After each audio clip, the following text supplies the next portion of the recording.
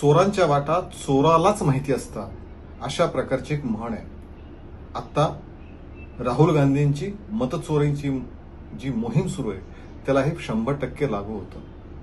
चोरी करायची आणि चोरी इतरांनी केली असा कांगावा करायचा हा त्यातलेच एक प्रकार.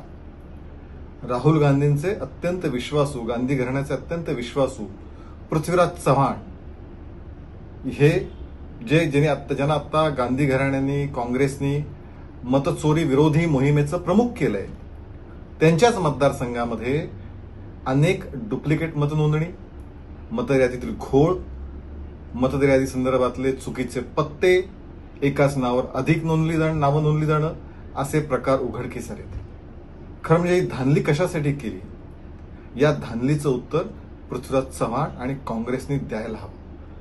मतचोरीचा मास्टर प्लॅन हा काँग्रेसमध्येच तयार झालाय का, याचं उत्तरही आता काँग्रेसने द्यायला हवं.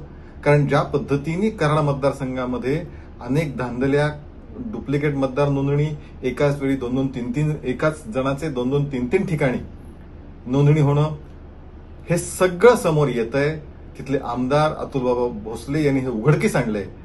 हे सगळं पाहता मतचोरीचा मास्टर प्लॅन राहुल गांधींच्या नेतृत्वाखालीच काँग्रेसमध्येच तयार झाला का, याची चौकशी व्हायला हवी.